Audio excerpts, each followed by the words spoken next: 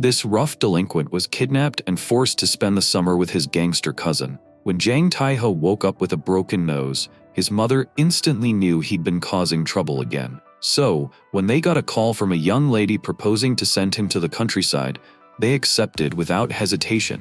Meanwhile, Jang Tae-ho had just arrived at school, already getting chewed out by his teacher after nearly ripping a classmate's mouth off. When three gangster-looking individuals approached him after school, he immediately assumed they were sent by that classmate for revenge, and bolted, ignoring their explanation that they were sent by his aunt. As they chased him down an alleyway, Jang Tae-ho suddenly found himself face to face with Truck-kun, and just before he could get his very own isekai, one of the gangsters brutally kicked him out of the way. When he came to, he realized he was at his grandma's house. But before he could even gather his thoughts, a gun was shoved to his head by a gangster kid, who calmly declared he'd be her subordinate starting today. He ignored her, and in return, his face was graced by a bullet from what he thought had been a fake gun. Terrified, he rushed outside, only to be met by his grandma, who explained that the gangster kid was actually his cousin and that he'd be spending the entire summer with her. A sudden flashback hits him like a thunderclap. 6 years ago, a baby being cradled in someone's arms. Jang Tae-ho gasps, the realization cutting through him. That baby? She grew up into Manhwa, and she confirms it smugly, calling him a little punk? Clutching his head, Tae-ho wonders how any of this makes sense. Yesterday, he was just heading home. Now, this? Jua watches him coolly, reminding him that he threw away his old life and started building a crew. He stares back, baffled. What crew? What is she even talking about? The story peels back further, his phone ringing, caller ID flashing one cursed word, wife. In the memory, Tae-ho struggles against captors, begging his mom to save him. On the other end, she calmly chats, while his father strokes a black cat with a sinister smile. The truth sinks in. Every escape route had been blocked by his parents, and he was shipped off straight to the countryside, delivered right into Minjua's waiting grin. When she declares him her new underling, Tae-ho bolts. He runs with all the desperation of a cornered animal, only to collapse, immediately roped up by a woman in black. His captor introduces herself as Ryu Solwa, his aunt's subordinate and Jua's bodyguard. Flat on the stone ground, Tae-ho listens in shock as she explains his family's history. His grandmother, Jang Mie, a legend who once fought hundreds of gangsters with a single axe. The White Tiger Gang, reborn into a fortress under Mie and Min Do-ho. Tae-ho sits up, still processing, asking if this entire city is his grandma's turf. Silwa corrects him, former gangster. But Tae-ho explodes, shouting that none of this matters. Kidnapping, imprisoning, even shooting at him? That's gangster behavior, no matter how you spin it. Jua shuts him down with a sharp remark, only enraging him further. Just when he's about to lose it completely, Sulwa draws a sword to his throat, warning him not to underestimate the young lady. But Jua waves it off, deciding to show mercy. With a brilliant, menacing smile, she orders him to get ready. Ready for what? He has no idea. Trailing behind them, Tae-ho grumbles, until Sulwa corrects him sharply. He is to call her boss. Jua struts up to a group of elderly vendors and confidently asks for their protection fee. Instead of resistance, she's met with warm smiles. One elder gushes that Jua is the spitting image of her mother. Tae-ho blinks in disbelief, as Jua happily pockets both cash and snacks. When another vendor praises Tae-ho for looking after his little cousin, he awkwardly agrees. The old man even offers him 50,000 won in gratitude. Tae-ho insists he can't take it, while his hand eagerly reaches forward. Thwack! The money is snatched away by Jua, who accuses him of skimming. Tae-ho fumes, shouting that none of this makes sense. Click. A gun presses to his head. Sulwa declares she's found him. Tae-ho freezes, stunned, muttering that this is overkill. Elsewhere, smirks to himself, thinking someone finally got what they deserved. He ends up slumped, dejected, lamenting the lack of a computer. His despair flips instantly to hope when he spots a sign, Daeho PC. With a mischievous grin, he makes a run for it, declaring he's done being robbed and is going to game. But when he bursts inside, his joy curdles into horror. A bloodied body on the floor, 3 men standing over it, one in an apron. Tae-ho collapses to his knees, trembling. Why does a PC cafe have a corpse instead of computers? A hand, sticky with blood, clamps onto his shoulder. A man with an eye patch orders him to help with the body. Shoved toward the corpse, Tae-ho stares down in terror at the lifeless, bloodied face. The eye-patched man laughs, telling him to stop shaking. It's no big deal. Just clean up the mess. Realizing they're trying to drag him in as an accomplice, Tae-ho searches frantically for a way out. His phone, his only light, could become his chance. Maybe he can escape. But before he can act, the door explodes open. An elderly man in a blindfold storms in, his furious entrance shaking the room. He screams profanities, demanding his phone back, then suddenly clutches his chest and collapses. Chaos erupts. Tae-ho sees his chance. A scream of pure terror erupts from the PC cafe. A splash of cold water jerks Jang Tae-ho awake. Blinking through the haze, he sees Ryu Solwa coolly announcing that he's fine, while Minjua hovers nearby, clearly irritated. She leans in to scold him for sneaking off, only for Tae-ho's mind to play a cruel trick. He reaches out, trembling, touching her face, whispering if it's really her, if he's even alive. That tender moment is cut short by a fist. A fist belonging to a little girl. Minjua's punch sends him sprawling, leaving Tae-ho clutching his jaw in disbelief. How can a child hit that hard? Jua simply declares that his nonsense makes her want to beat him up. Then, with the authority of a boss, she orders the men from the cafe to apologize. Tae-ho blinks as the three, eye patch man included, bow deeply and shout a sincere apology to the young master. Completely lost, Tae-ho demands an explanation. Jua looks equally confused. The men remain kneeling, stammering about a misunderstanding. Apparently, the murder scene was nothing more than spilled red bakbunja syrup and a clumsy worker who fainted. They bow again, apologizing for their rudeness and not realizing he was family. Tae-ho's stomach sinks. If that was syrup, then who did he hit with his phone? The answer arrives in the form of the blindfolded elder storming in. The man he beamed in the face turns out to be his grandfather, Jang Chong-dong. The old man grabs him by the head, roaring about his disrespect. Tae-ho stammers that it was an accident, but his grandfather shuts him down as noisy and sentences him to farm work on the spot. Minjua seizes the moment, volunteering to join in. After all, a boss must supervise her underling. Her grandfather melts instantly, scooping her into a hug, moved by her thoughtfulness. Tae-ho watches with clenched teeth, remembering when he was the favorite. He mutters one bitter word under his breath. Moments later, Jua approaches with an envelope, calling it a payment for his trouble. Tae-ho stares, flustered, thinking maybe she's nicer than he thought. His face goes red as he imagines she's returning his money, until he opens it. A check for 1 million won. Stunned, Tae-ho bows low before a smug Jua, pledging eternal loyalty to his new boss. The narration notes it plainly. He was bought, easily and completely. Cut to Tae-ho in a straw hat, resignedly pulling weeds under the blazing sun. His escape attempt failed, and now he's farming. Just as he finds a rhythm, Jua charges at him, screaming his name. He spins in alarm, only to be kicked sky-high. Dazed on the ground, he mutters, "Insane." The chaos leaves them both knocked out. Tae-ho groggily shakes her awake, scolding that she can't raise farm equipment, she can't even reach. Jua rubs her eye, blaming it on a malfunction. Solwa rushes in, relieved Jua is safe, casually noting Tae-ho cushioned her fall. He grumbles that it wasn't on purpose. An elderly farmer arrives, grumbling at the mess. Jua bows politely, calling it an accident, while Tae-ho complains about heat stroke. The farmer scoffs, mocking his weakness. Then, with no sympathy, he orders the trio to clean up and follow him. Their next task, harvesting rows of sparkling tomatoes and eggplants for Grandma's dinner. Solwa salutes, taking charge.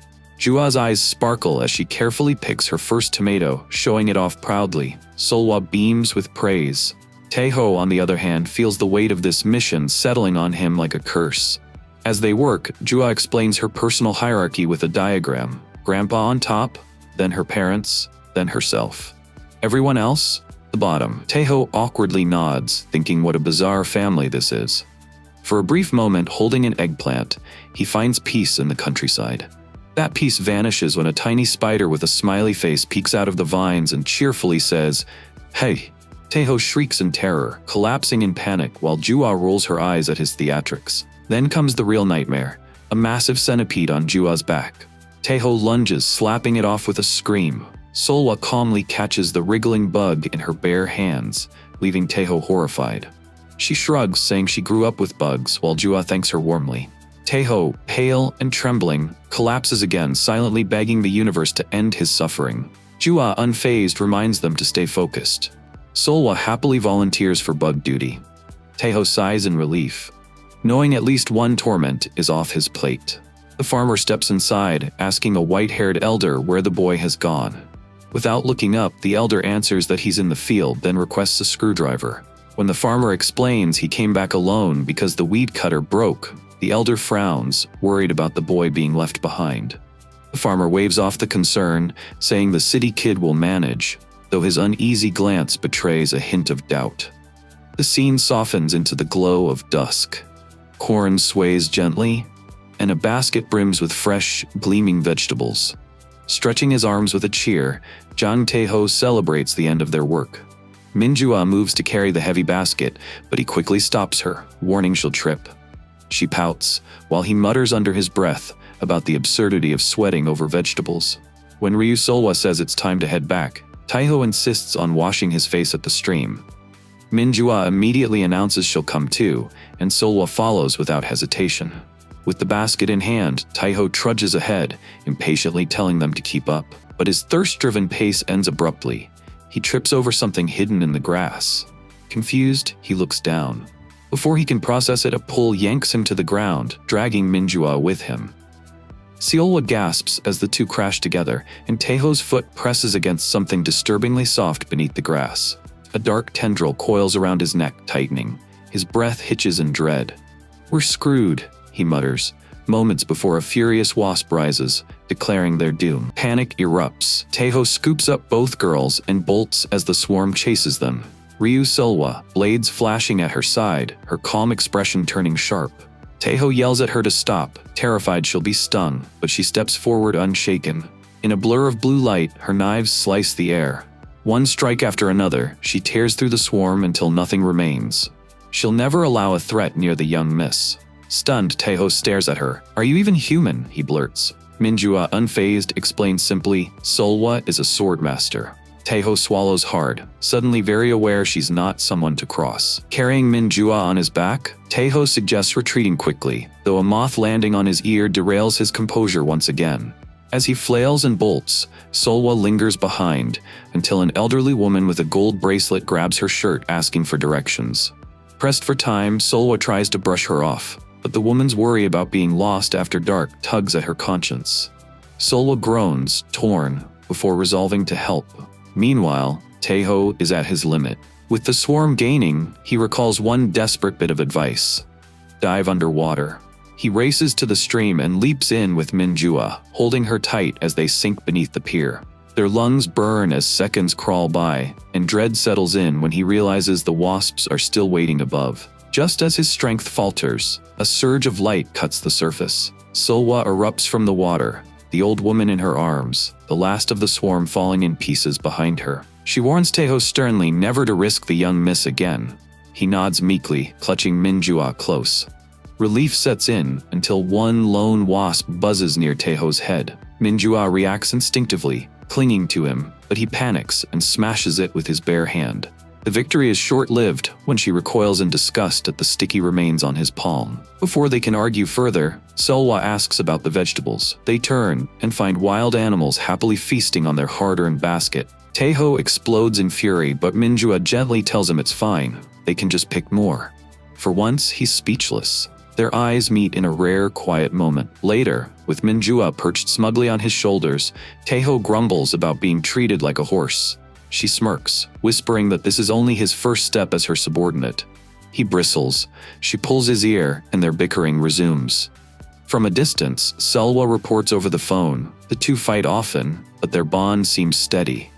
On the other end, a man with dark hair listens silently, reviewing a troubling note. Jang Tae-ho's record of school violence from years ago. The setting shifts, fading into a traditional Korean house with tall wooden gates. At breakfast, his grandmother wonders aloud if old folks are the only ones who rise early. Jang Tae-ho waves her off, telling her to just eat.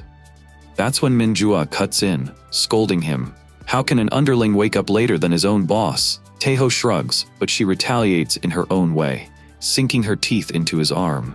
His scream rattles the table until the white-haired elder slams his chopsticks down, demanding silence. A sudden noise outside draws everyone to the gate. Peeking out, Tae-ho casually wonders if it's a puppy. Gathering around, the group discovers a tiny, trembling pup collapsed on the wooden platform. Seolwa notes it may have lost its mother, while the elder recalls the neighbor's dog recently had puppies. When Jua asks what breed it is, Tae-ho dismisses it with a cold, just a mutt. But the little dog seems to have an opinion of its own, suddenly leaping straight into Jua's lap. Startled, she freezes as it wiggles happily against her.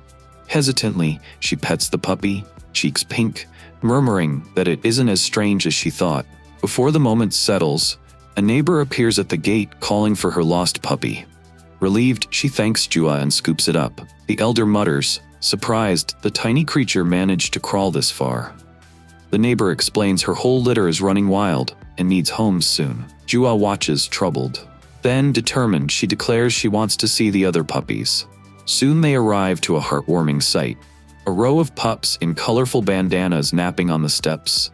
Jua blushes as one curls toward her, and when the neighbor offers to let her take one, she eagerly agrees. But the elder's voice cuts through, stern. No animals allowed. If she wants one, she can bring it to her own house. Tae-ho quietly explains, his voice more serious, that ever since their dog was stolen by a trader 2 years ago, the elder hasn't allowed another. The neighbor frowns, adding that dog traders still prowl rural areas, stealing pets for profit. Sola mentions they're often sold to restaurants.